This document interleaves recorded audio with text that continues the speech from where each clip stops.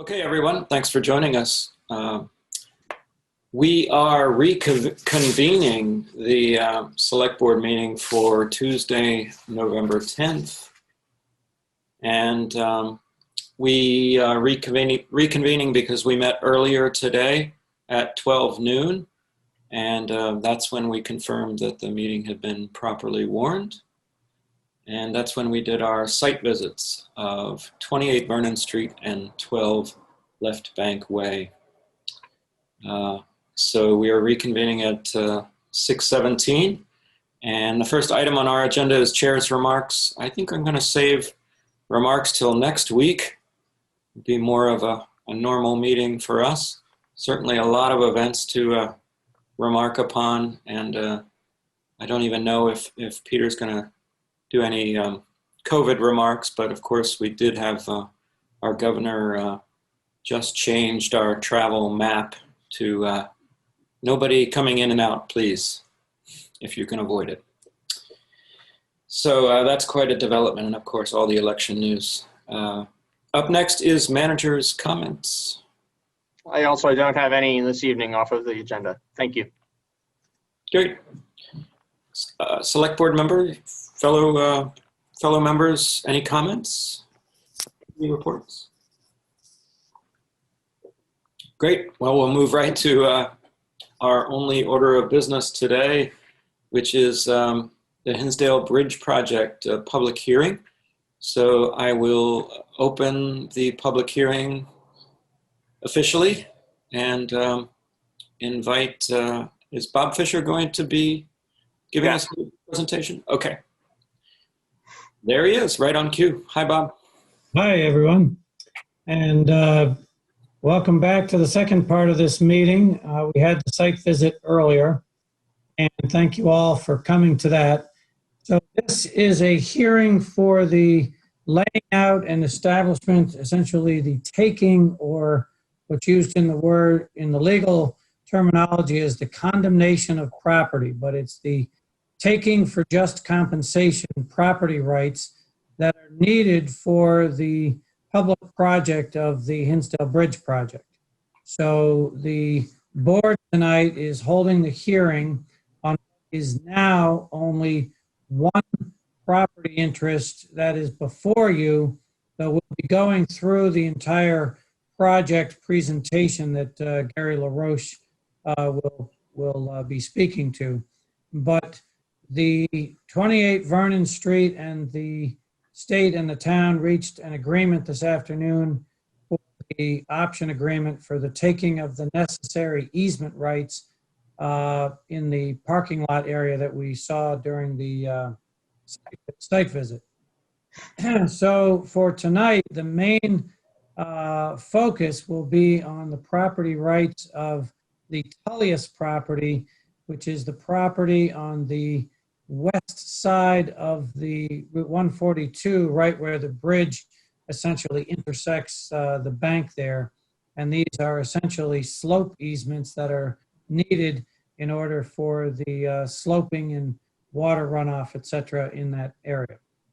So we will, with your permission, Mr. Chairman, proceed in two parts tonight. The first part will be a hearing on the necessity of the taking of those property rights for the project.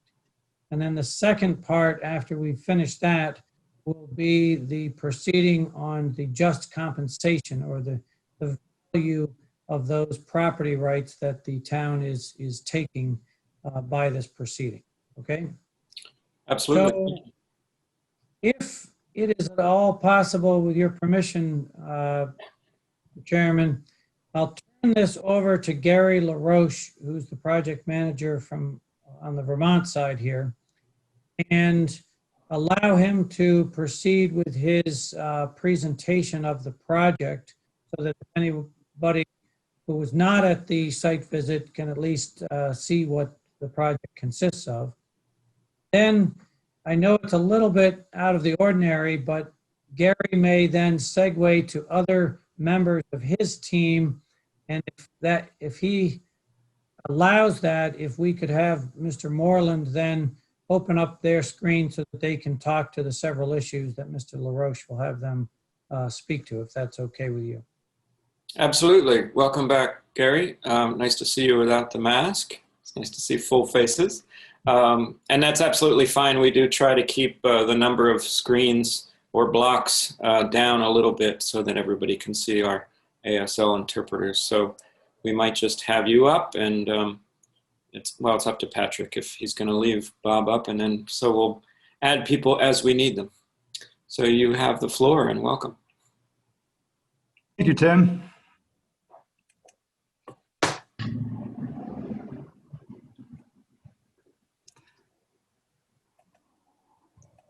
So, and you'll be sharing a screen, perhaps? My apologies. Patrick, could you provide me the privilege to share my screen?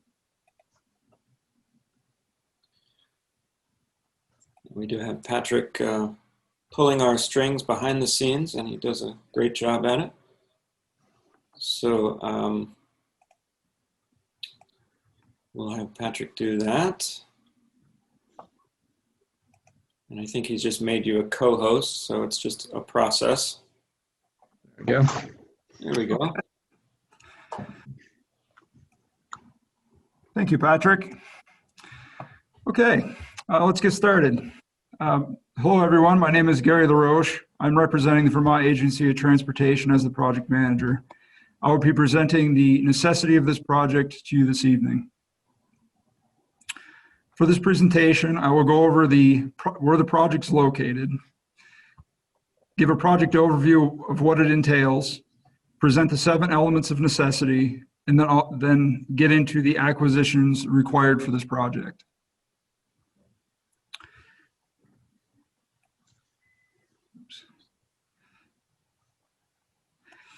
This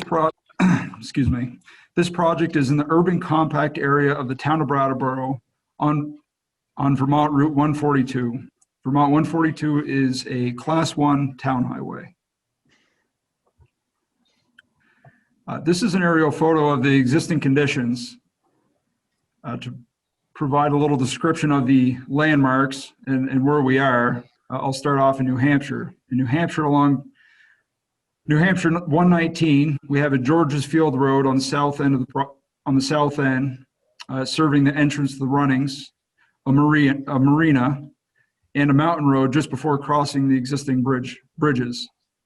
On the Vermont side, along Vermont 142, we have Royal Road on the south end of the project, the New England Central Railroad, the Barrows and Fisher Oil Company, and 28 Vernon Street on the northern extent of Vermont side of the project. This is an aerial photograph after the project is constructed.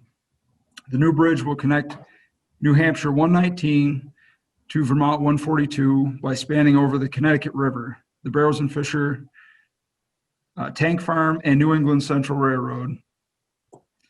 After the new bridge is constructed, vehicular traffic to the existing bridge will be closed. The existing bridges will be rehabilitated after the project is completed for pedestrian and bicycle traffic. After the project is completed, the short section of Vermont 119 from the intersection of 142 to the state line will become a state highway.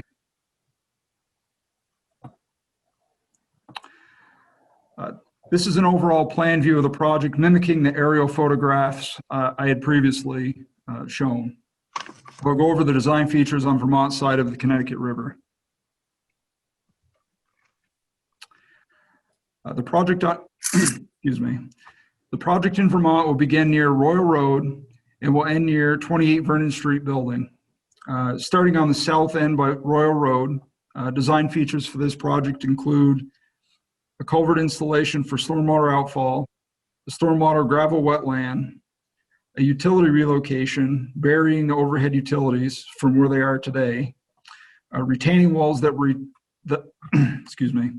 retaining walls that will retain the roadway fill, a new signalized intersection, and a relocated entrance to the 28 Vernon Street parking lot.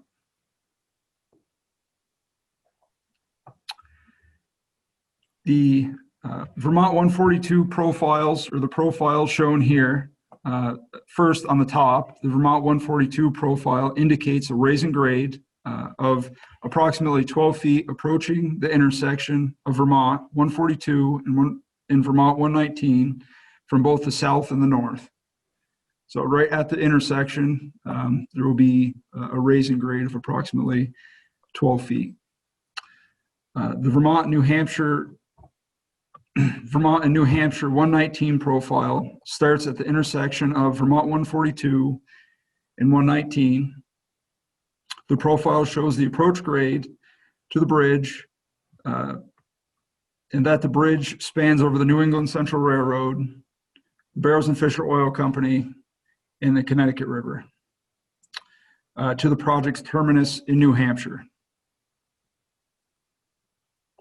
The raising grade approaching the intersection is due to clearance standards to the span over the railroad. State statute in the railroad's public projects manual requires a 23-foot minimum clearance over the railroad tracks.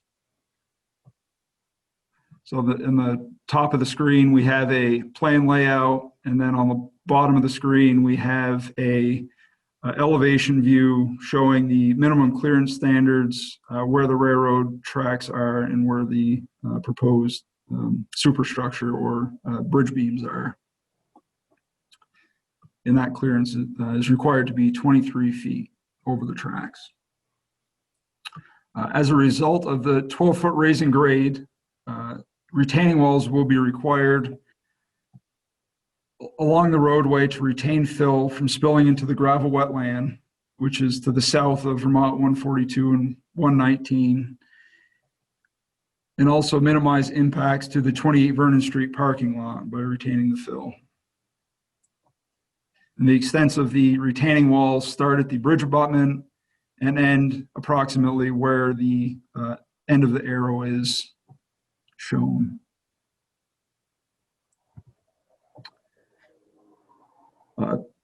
This is the proposed signalized intersection from the south.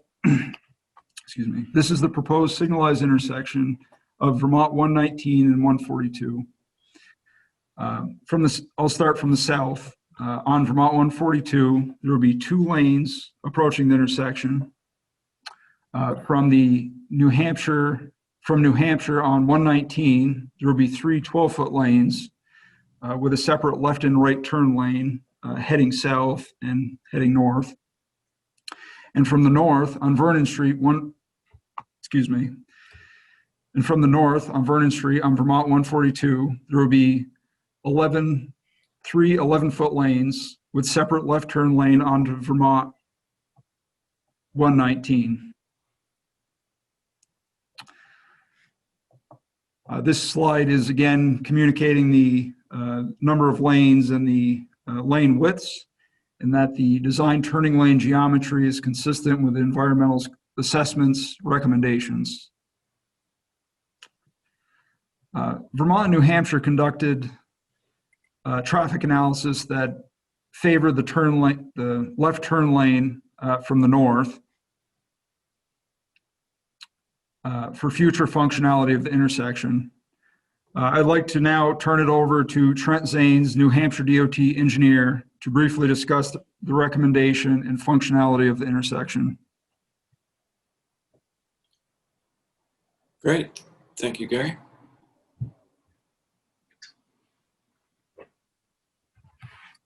Good evening, everyone. So there's quite a bit here. I think Gary's done a pretty good job setting this up. I'll just add that, so in our traffic analysis, we looked at the number of lanes needed for the intersection, and under all conditions, it was clear that a southbound left turn lane was necessary. When I say all conditions, I mean whether it was unsignalized or signalized. There were different warrants supporting having that left turn lane. And a major concern for that is that there's a heavy volume that's turning left from 142 southbound to 119 eastbound. And we need to store that traffic and also provide a deceleration link so that as cars are approaching the intersection, they can slow down and stop behind vehicles that are queued for that left-hand turn. And by separating the left turns and the through traffic, the intersection will operate better with more capacity, which will allow it to function better into the future, because I don't think anybody wants to come back and have to reconfigure this intersection anytime soon. We use a 20-year design life when we design the intersections, and I think this will function well from 20 years from the end of the project. And I think there's even some capacity in there that will also continue to keep the queues as short as possible. Gary, did you need anything else, or does that cover it? I think that about covers it, Trent. Thanks, Trent. All right, thank you. Yeah. Okay. So in a partnered approach, VTrans and Brattleboro agreed to a geometry that satisfied the purpose and need of the selected alternative evaluated in the environmental assessment. I would like to now turn it over to Steve Barrett, the Brattleboro Director of Public Works, to describe the current state of the intersections in the region to necessitate the need of the turn lane. All right. We know Steve.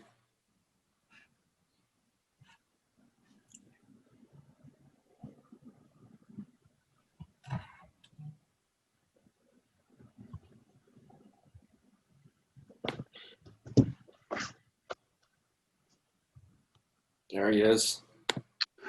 So can you hear me okay? Yes, sir. Okay. So I was at the earlier hearing also, and at the hearing it's quite obvious the volume of traffic on Route 142.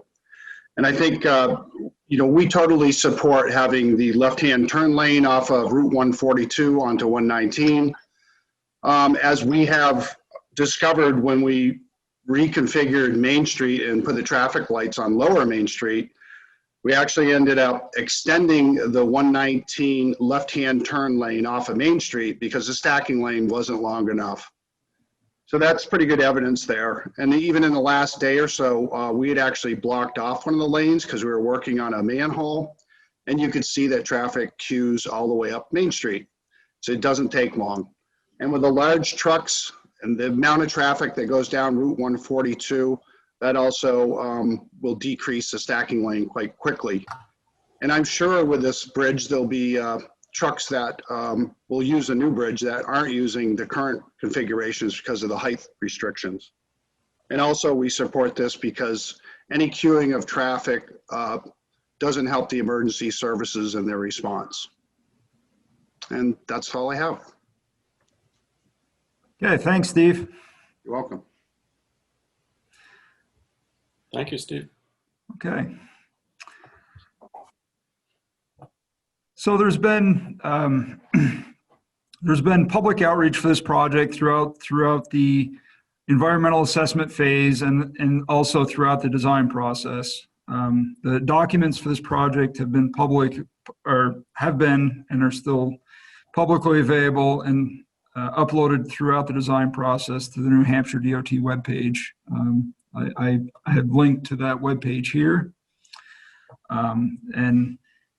There have been several public meetings describing the project's design over the past several years. First of which was in more granularity in 2017 at both a Hinsdale and Brattleboro, Vermont meeting.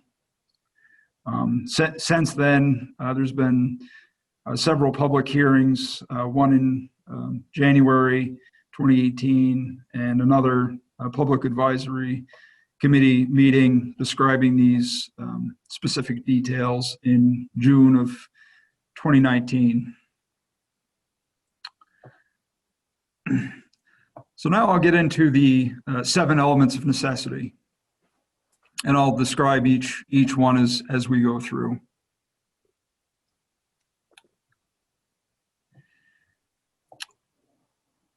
So for adequacy of other properties and locations, an environmental assessment was conducted to evaluate other properties and locations for this project. The environmental assessment is a level of environmental review that is required as part of the National Environmental Policy Act that result in a finding of no significant impact by the Federal Highway Administration for this project. There were 10 alternatives studied for the project, and the following slides I have to share will list the alternatives evaluated, the recommendation and support of the municipalities. So the for the alternatives, the Wyndham Regional Commission organized the Brattleboro-Hinsdale Bridge Committee. The committee was formed to evaluate the purpose, need, and construction criteria to recommend a preferred alternative for the environmental assessment. So there were 10 assessments, or pardon me, 10 alternatives evaluated, and alternative F was the only alternative meeting environmental resource criteria. The table that I am showing here on this slide, the Bridge Committee utilized this table to compare the purpose, need, and construction criteria for each of the project's alternatives. In April 1998, the Bridge Committee recommended alternative F, and the Select Board's support followed months after. And since 1998, there's also been provided an updated letter of support for alternative F in 2012. So for cultivated and agricultural land, according to the Agency of Natural Resources Atlas, there is no agricultural farmland impacted by this project.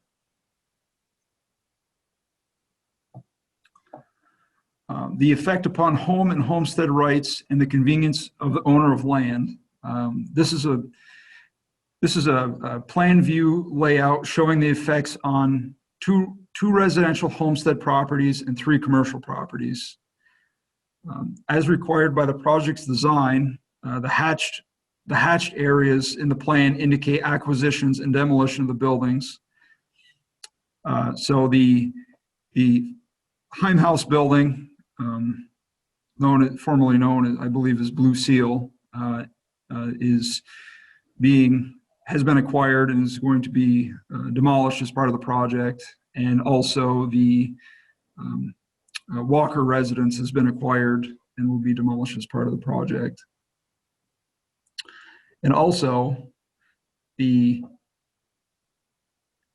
entrance to 28 Vernon Street parking lot will be relocated where I have it shown hatched to the north, where I have a gray shaded area.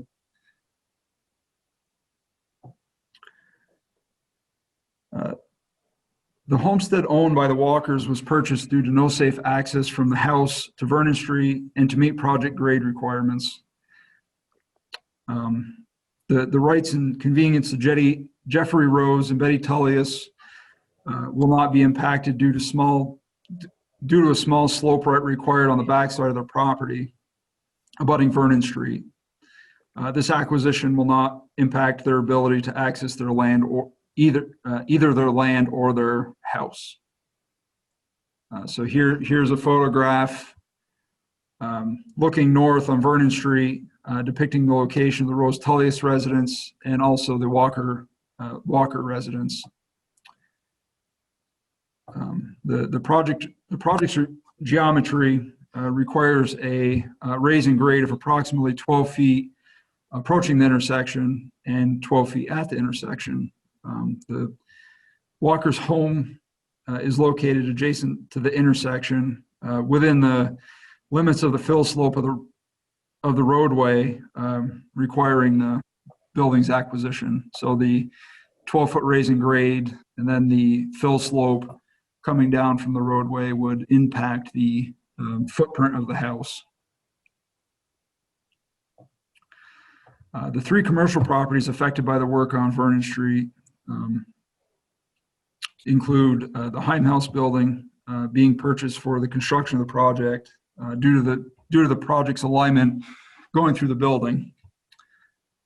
The rights and convenience of Holstein will not be impacted due to a small slope right required on the backside of their property abutting Vernon Street. This small acquisition will not impact their ability to access the land, building, or impact any sort of business operation. The impacts to 28 Vernon Street include relocation of the driveway, access to the parking lot will always be maintained, and turning movements to the new entrance were analyzed to verify that we can maintain the same level of service as they have today. And also there are various other acquisitions required to accommodate the project's design on the 28 Vernon Street parcel.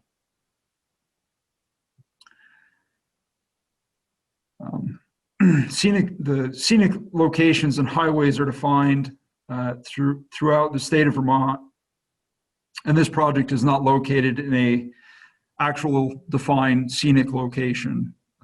The recreational values in this area will be improved by this project. It will include new sidewalks along Vernon Street and also include increased shoulder widths. This is an aerial photograph of the existing condition of the site. And this is an aerial photograph of the proposed condition of the site. The area impacted by the project will provide more green space and improve the character of the area. So the area where the buildings were will ultimately be green space.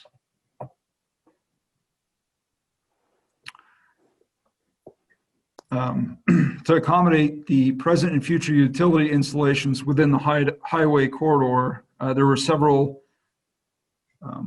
extensive accommodations required to utilities that include municipal water, municipal sewer, electric, and communication utility relocations.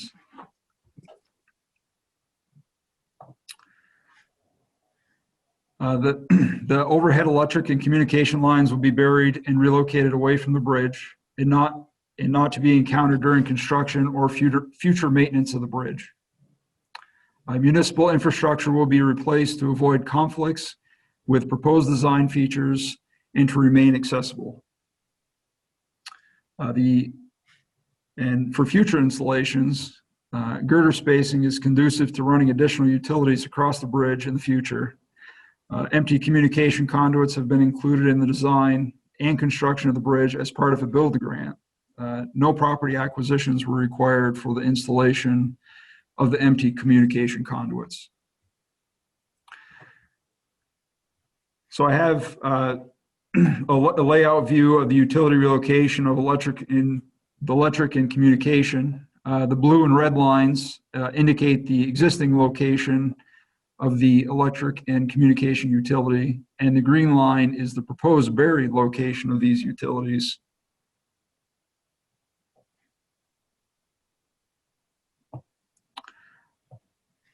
And for the municipal water and sewer, the proposed water line is essentially over the existing, but to a depth that can remain accessible. The existing main would be 17 plus or minus feet below grade at the intersection if it was not replaced through the area. The buildings and toward the east or the bottom of the page, there's the buildings being demolished for this project are at the end of the municipal sewer line. And the brown line is the sewer line being abandoned. So the environmental permits needed to mitigate the environmental impacts of highway construction. I have a clip of Vermont's interoffice memorandum, all clear memo. The Vermont environmental permit requirements differentiate from New Hampshire's. And here's a list of federal and state approvals VTrans is required to acquire to build the project. VTrans acquired the last pending approval of the operational stormwater permit yesterday. So now we have environmental permits all clear, since we have acquired all of our federal and state required permits. The operational stormwater permit requires the design and construction of a stormwater treatment facility on the project. So here's a plan view of the stormwater treatment facility and its access to the south for future maintenance. So you can see on the south and the gravel wetland. Vermont was the sole applicant on the operational stormwater permit and will be maintaining this facility. Here is a example of what a gravel wetland looks like. And this facility was constructed in St. Albans, Vermont. So now for the effect upon town grand list and revenues, I'd like to turn it over to Rosa Benor to speak about the effect upon town grand list and revenues. All right, thanks, Gary. Rosa? Oh, hi. My name is Rosa Benor, and I'm the right-of-way appraisal chief for the Agency of Transportation. One of my duties as right-of-way appraisal chief is to testify at necessity hearings regarding the transportation project's effect on the town grand list and revenues. The tax loss spreadsheet exhibit, it lists the land and improvements that will be permanently acquired for the proposed project. Parcel 1 includes the total acquisition of the Walker residence, 0.09 acres of residential land that they leased, and 0.49 acres of land that is owned by the railroad, which is tax exempt. Parcel 2 includes the total acquisition of the Heimhaus industrial property and 0.96 acres of land. Parcel 6 includes the partial acquisition of 0.18 acres of land owned by the railroad, which is also tax exempt. And parcel 10, 28 Vernon Street LLC, includes the partial acquisition of 0.23 acres of commercial land, which includes the removal of 32 parking spaces. Parcel 6 has not been acquired at this time, but they have signed a stipulation to necessity.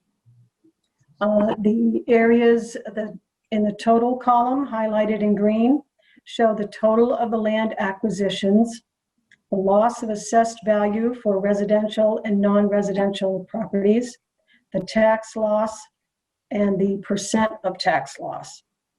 The annual property tax loss resulting to the town of Brattleboro from the proposed project is estimated at $33,922.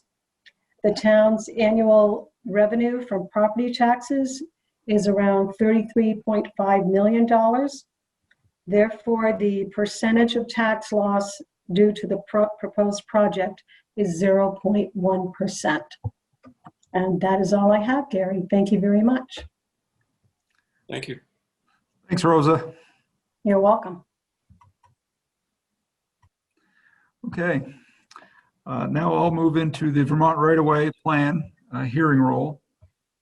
Here's an overall layout of the right-of-way acquisitions required for the project. The acquisitions required include permanent highway easements, access easements, and also slope drainage and utility easements. Here is a larger image of the acquisitions required on the southern portion of the project, starting at Royal Road.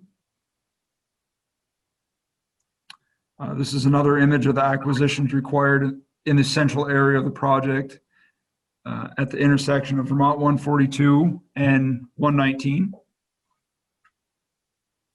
And finally, this is a larger image of the acquisitions required at the northern end of the project, north of the intersection of Vermont 142 and Vermont 119.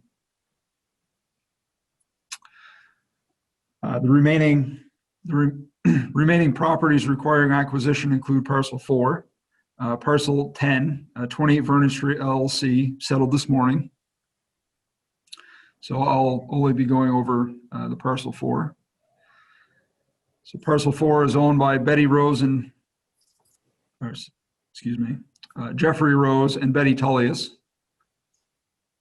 This is an existing plan view of their property.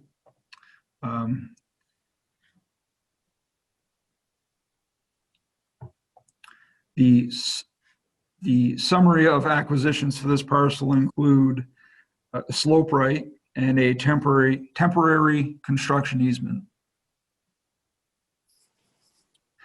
The blue right, or the blue area shown in the plan,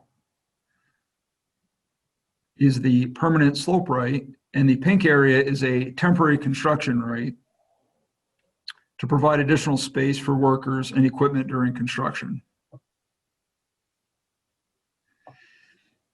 And the 28 Vernon Street property settled this morning, so this will conclude my presentation. All right. Thank you, Gary. Thank you. And I think we'll probably go, Bob, you're back with us. Okay. Yes, I am. So excuse my voice here. Thank you, Gary. That was very, very helpful. At this point, Mr. Chairman, if there are any other individuals on the meeting who wish to participate or give comment, now would be the time on the necessity part of it. And if there are none, then we can close the necessity part of the hearing and go to the valuation part. Okay, and that would include board members if there were any questions, correct? Certainly. So if anyone is attending and they're interested in asking a question or making a comment, please you click on your participants button, and when that screen appears, you look in the lower left and see raise hand. I currently don't see anybody raising their hand. And I don't see my board raising their hands. So I'm going to go ahead and close this portion of the hearing. Okay. And then if you could go forward and just open the section of the hearing on the compensation, and then if you want, turn it back to me, and we'll ask Mr. Trey Polk to talk about the valuation of those slope easements on the Tullius property. Okay, so let's go ahead and open the compensation portion of the hearing and invite Trey to join us on screen if they're able. Hi, Trey. Hello, how's everybody this evening? Good. Are you going to have questions for me, Bob, or do you just want me to sort of explain the process?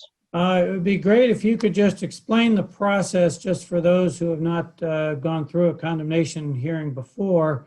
And then if you could just explain how it is that we, or you came to the valuation of the compensation to be paid for those slope easements on the Tullius property. Okay, first of all, I should explain that the right-of-way agent who performed the waiver valuation on this parcel has recently retired. So I'm not the one who did the valuation on this, but I've reviewed his work, and so I'm ready to speak about it.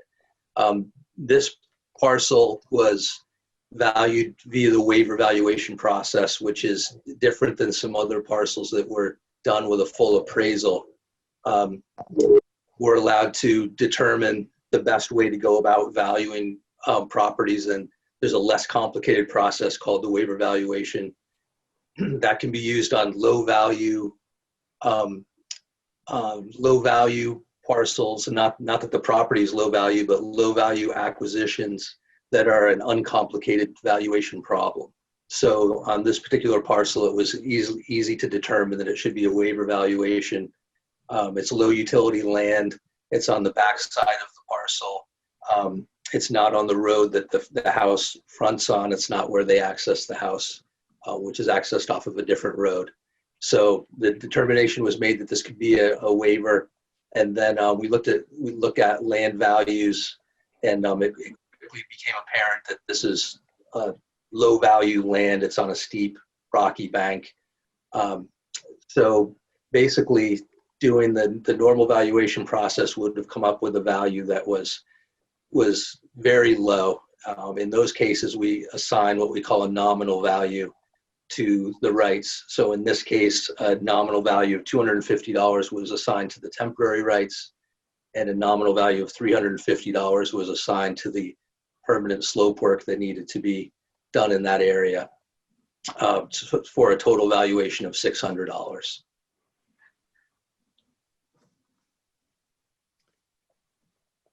Thank you. And if you have anything further, I think that that's pretty much the sum of it with regard to the valuation part of this. I've got nothing else unless somebody has a question. Okay. Looks like Liz has a hand up. Liz? Will we hear from the property owner? The property owner was noticed for this hearing, and notice went out by certified mail. I did check yesterday with the town manager's secretary. We know that they received that certified mail because they signed for it. We have the receipt.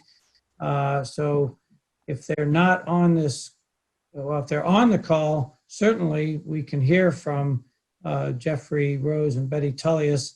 If they're not on the call, this was their opportunity to be heard with respect to the valuation here.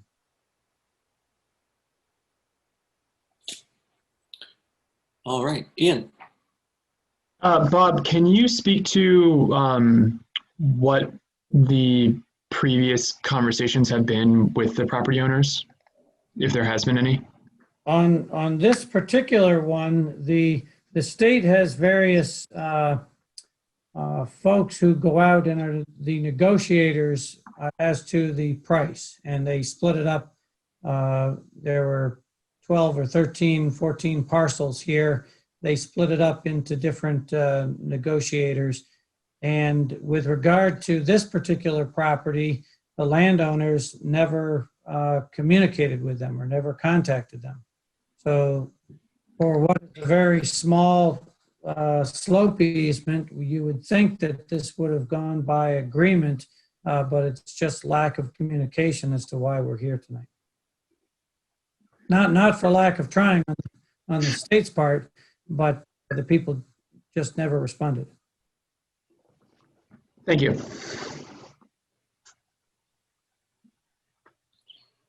All right, thank you, Bob. I just have a follow-up question. Sure. So, does anyone know these people? Are they ill? Is there some reason why they haven't responded? I personally do not know them. I did check because when there was no communication by them to the state, it crossed my mind, are they still alive? Did they die? Did they not pay their taxes? I did check with the Treasurer's Department. Their taxes are paid on time. So all indications are that they are living there, or at least do all the things that they need to do to maintain their property in town. But they just haven't communicated with the state with regard to these temporary and permanent slope easements. And this has been going on for months, years? Oh, months. Yeah, absolutely. It's just that with COVID, you worry about that you haven't heard from anybody. Yes, yeah. But we at least know that they got the notice of this hearing and of the site visit. And at the site visit, we mentioned certainly and pointed out to people who attended where those slope easements were located. I didn't get the name of every person who was there, but I would have thought that if the Mr. Rose or Ms. Tullius were there, they may have, chimed up and said, "Oh, we're the owners," or something like that. So I'm just not Right. not familiar with them. Thank you. I can add a little bit to Wanna that add? conversation if you'd like, sure. Sure. Great, thank you, Trey.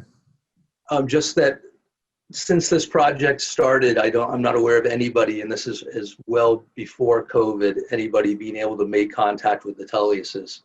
We do have certified mailings showing that they received their initial offer and that they received notice of this hearing.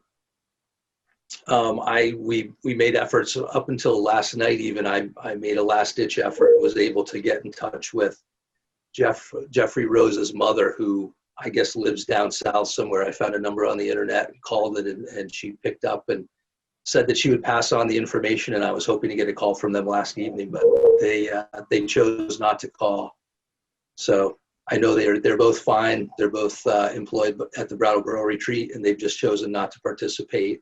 And I think they're seeing the lack of value in the rights on the backside of their property and showing a lack of concern. Thank you. Thank you, Trey. If it pleases the rest of the board, there's a hand up for an attendee. And so I would invite Gary to join us if you have a question concerning the valuation portion of this hearing. Yeah, I guess question is to Bob. Since there's no real movement on the Kata, what's the next phase in the process or the project begins? If you're not having any resolution, what would be your next step? Thank you. So at the conclusion of this hearing, the board will deliberate, go into deliberative session at some point. That could be tonight, it could be at a separate meeting. But when we close the hearing, the board has 60 days in which to deliver its findings and decision on this matter, theoretically taking the property and awarding the damages of the total of $600 for the Tullius property rights. That then gets filed. There is the ability, if they wish to appeal that to Superior Court. At this point, we're not anticipating that. But if there is no appeal of that decision, then the taking and the valuation would be final at that point. And then with regard to the construction, it's my understanding that the construction is slated to begin next summer. And New Hampshire, I think, is very eager to get all of these acquisitions completed so that the bidding and the contracts can all go out and work can begin. And Gary LaRoche can correct me, but I believe the project timeframe would be from next summer through a completion date in 2024. So it's a several-year project. So I don't know if that answered too much or too little of your question there, Mr. Stroud. No, actually, it was very informative, because the process of that, people having to be relocated or moved, is just a question of how would that process be if the people are just not active on it right away, or they're just, thinking about it. Plus with the COVID in play also, there's a lot of factors involved in that, and they have that right to appeal. They're aware of that as well too. If they want to sit at the table, discuss that. Oh, just to clarify, Gary, this doesn't involve, for Mr. Rose and Betty Tullius, it doesn't involve the necessity to move at all. Actually, you didn't have the benefit of being on the site. When you're there on the site, it's very obvious sort of the logistics of it. And this is a small portion of land right near the roadway. Okay. And then there's a very steep bank. And then the house, you can barely see the house. So it's been assessed that it's not going to affect the structure of the house whatsoever, and won't affect their hopefully relocating. Oh, okay. Awesome. Okay. Thank you, gentlemen. Sure, Gary. Good question, though. And I think in answering Gary's question, you sort of answered one of mine, which was that deliberative session that we go into. that doesn't have to be tonight, Bob. That can be in the future. That's correct. If the board wishes to do it tonight, certainly I can stay on and once everybody leaves, we could deliberate. Or if you desire, we can set that for another meeting and do that any other time that you'd like. It would be my instinct to set that at a different meeting, just out of deference, ultimate final deference to the property owners. Just give them one last chance to weigh in if they'd like before we deliberated. How does the rest of the board feel like for that? Certainly it'll be soon. And can that be done in a warned executive session, like a typical? Yes, it would be warned essentially as a deliberative session, but it would be a session where you're inviting in only those who you wish to help you with the deliberation. So I'm assuming it would be myself as town attorney and the town manager and assistant town manager. Great, thank you. Well, forgive my questions. It's definitely my first rodeo when it comes to something like this. Doesn't happen every day on a select board. And since I see no other hands, unless the board has any further questions, we could go ahead and close the hearing for the valuation portion. Oh, Ian. Sorry. Is there there's another part to this after the evaluation portion?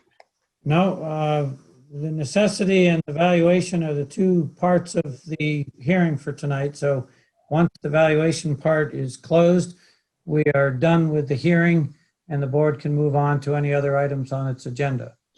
Okay, in that case, I want to make sure I was timely on this question. So before we close it then, Bob, so we have fulfilled all of our responsibilities on notifying this property owner. We've done all the certified mail, and you feel confident that in that way there's no hole in if we were to move forward and still have no contact from the property owner at all. That is correct, because the statute provides that it must be by certified mail. We've done it by certified mail in a timely manner. And unlike sometimes in tax sales, we have the green card receipt showing that they signed for the notice. So from a due process standpoint, I think we're in pretty good shape. Okay, great. Thank you. Great. So if it's okay, I'll go ahead and close the hearing. And I think that concludes the business for now for the taking of any land for the Hinsdale Bridge project. Liz has a hand up. I make a motion to adjourn. Oh, no, we have one more thing. Oh, okay. We did have public participation in case anyone has something unrelated to this discussion. We wanted to make sure the overlapping people chiming in knew when they were coming on. So we move that to the end. And, oh, Bob? I just wanted to say before a lot of the state folks might leave the meeting, but a great big thanks to all of the people involved. There's a lot of engineering. There's a lot of negotiation.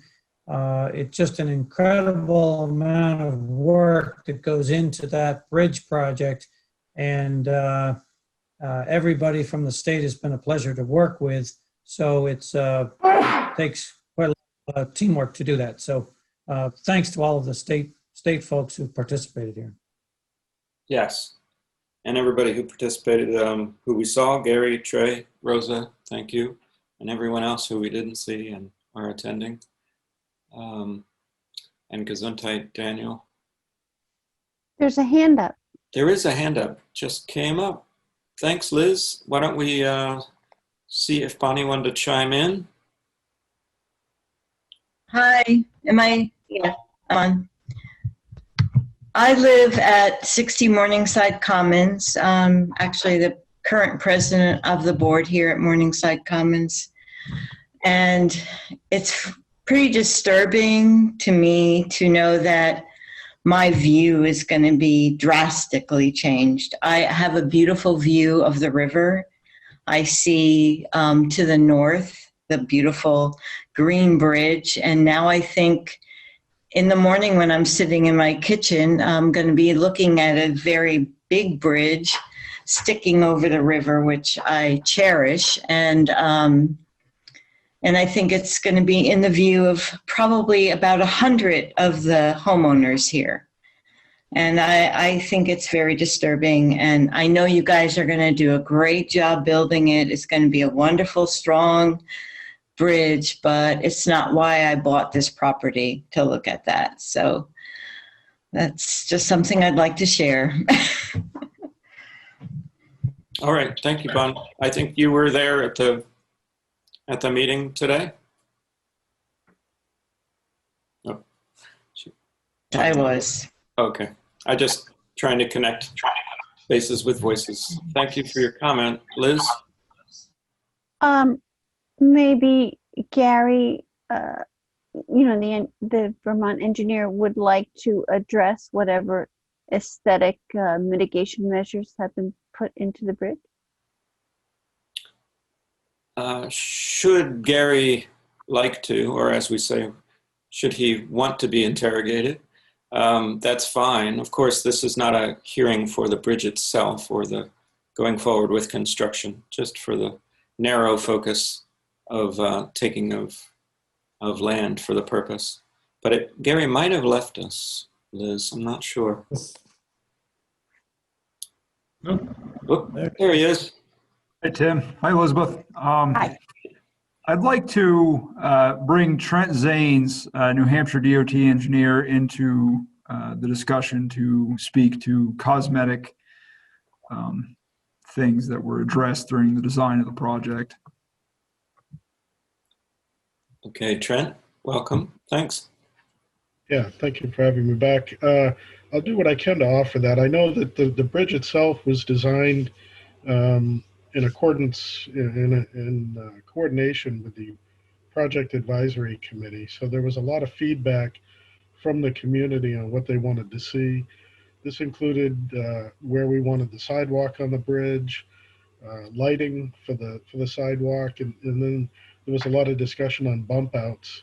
So there's 2 bump outs on the bridge. So if you're crossing the bridge, you have a kind of a rest spot that'll have some local signage to look out over the river. So there was a lot of details like that.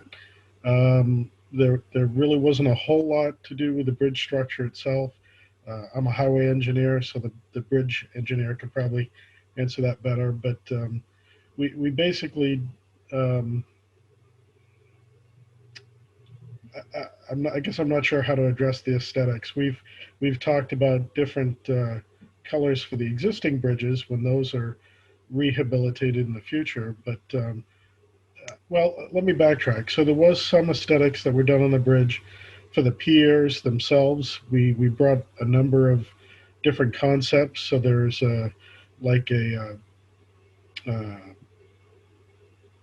again, I'm a highway guy, not a bridge guy, but there's some casting that will be done on the piers to provide different textures on the piers, so they'll be more attractive to look at. But I don't think there's much else that we really could have done with it. Thank you, Trent. Yeah, as you may know, we have the luxury of a really nice bridge over the West River. So I'm sure that's, if you've seen that one, I was just out there with relatives the other day. So it is, of course, important to a lot of our residents. And I think all I can say to Bonnie is that if you keep an eye out, I'm going to also be posting a link to October 15th, we had a community forum on the existing bridges subcommittee, or at least a committee project. And that's pretty exciting too. So there's some pretty neat things coming up for the existing 2 bridges that go over to, go over to the island, which has a lot of historic and natural beauty to it. So keep an eye out for that. I'd be happy to email you that link to that meeting. It's up on BCTV right now. But as far as our meeting tonight, I'm not sure we'll satisfy your concerns just now. Any other board member comments? Okay, so I will go ahead and close out the hearing portion entirely, both hearing portions. Did I do that right, Bob? Yes, thank you. And I do want to thank you, Bob, for all of the hand-holding you've done all day today. This strange new Quite world welcome. of hearings and takings, that word. We're going to move on to just public participation, which is our last agenda item. And that, of course, is for anything that, for folks who joined us at this meeting, who wanted to make a comment or have a question unrelated to the bridge or the taking of land. Now is your time to raise your hand, and I'll just give it a few minutes. Unless anyone else has some jokes, just buying time for folks to hit that raise hand button. All right, and if not, Liz, I think had a motion. I move to adjourn. Liz has made a motion to adjourn. All those in favor, say aye. Raise your hand. Aye. Aye. That passes 4-0. Thank you, everybody. Thank you. Patrick, Bob, you. Thank Peter. you. Have a good night. Thank you very much, Bob. There.